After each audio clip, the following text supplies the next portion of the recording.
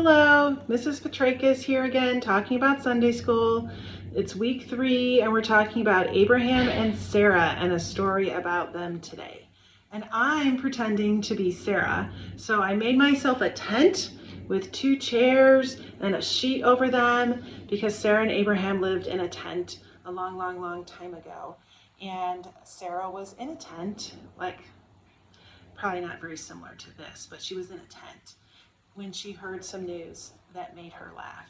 And so I'm going to be reading you a story about that.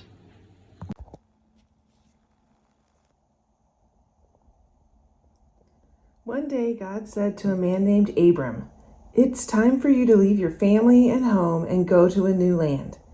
In this new land I will give you many things and make sure people know about you. I will be kind to those who are kind to you. To the ones who are unkind, I will be unkind. Because of you, all the families on earth will be blessed." Abram was 75 years old and had a long white beard, but he didn't let his age stop him. On his trip, Abram took his wife Sarai and his nephew Lot. They walked the many miles leading to the new land. It was a hot and dusty trip, but Abram knew that where God was leading them would be a beautiful place. The trip was long and hard, because they carried all their pots and pans, dishes, and clothes with them.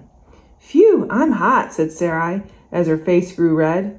"I'm getting kind of tired," sighed Abram. "My feet hurt," groaned Lot. When they finally got to the land of Canaan, Abram stopped by a tall and shady oak tree. It felt good to get out of the blazing sun. God came to him there in the cool shade and said, "I have a surprise for you. I promise to give this land to your family forever." Abram and Sarai and Lot were so thankful to God for this wonderful gift, they jumped and danced and hugged each other and shouted, "Hooray!" To show God how grateful they were, Abram decided to build 2 altars to honor God. He would build one altar out of a large smooth stone by the tree and the other altar out of pieces of wood by his tent in the hills. God's promises to Abram. God came to Abram and made a promise. "Abram, you are very special to me. I will take care of you and give you lots of children and grandchildren and great-grandchildren." But Abram asked God many times, "Are you sure? I don't have any children yet." God thought Abram needed something more to help him understand. So God took Abram outside and showed him the night sky. "Your family will include as many people as there are stars in the sky," God told Abram. Abram stared up at all those stars. He couldn't begin to count all those twinkling lights. Stars and stars and stars all around him. Abram looked up at the stars and saw God at work. Abram believed God. "Now for another promise," said God to Abram. "You will need a place for your huge family to live. I will give you this land as I promised." "Are you sure, God?" Abram asked again. God made a covenant with Abram, a promise that Abram would become a father and a grandfather and a great-grandfather and a great-great-grandfather and a great-great-great-grandfather and on and on. And all Abram's many sons, daughters, grandsons, and granddaughters would live with God in the land on which Abram stood. Abraham and Sarah's visitors. When Abram was 99 years old, he and his wife Sarai were still waiting for God's promise of a huge family to come true. Abram was getting frustrated. He asked God, "What are you waiting for?" God spoke to Abram, "I will keep my promise, and I will change your names. Instead of Abram, your name will be Abraham. Instead of Sarai, your wife will be Sarah."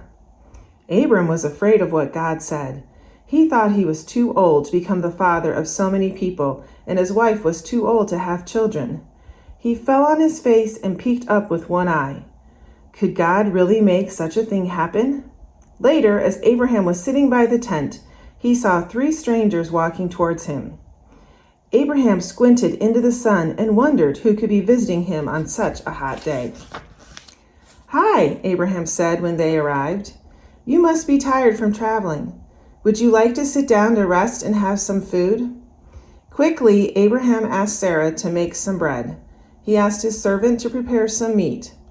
Sarah stood hiding in the tent listening to the visitors. Who were they? Why had they come to her house? And why were they talking about her? She leaned in a little closer. Your wife Sarah will have a son, the visitor said to Abraham. Sarah started to laugh. Didn't they know that she was too old to have a child? The visitors looked up. Why is Sarah laughing? They asked. Doesn't she believe God's promise will happen? God's promise to Abraham did happen. Sarah had a baby boy and named him Isaac, which means laughter. Abraham and Sarah's family grew and grew and grew, and God blessed each generation with laughter and happiness.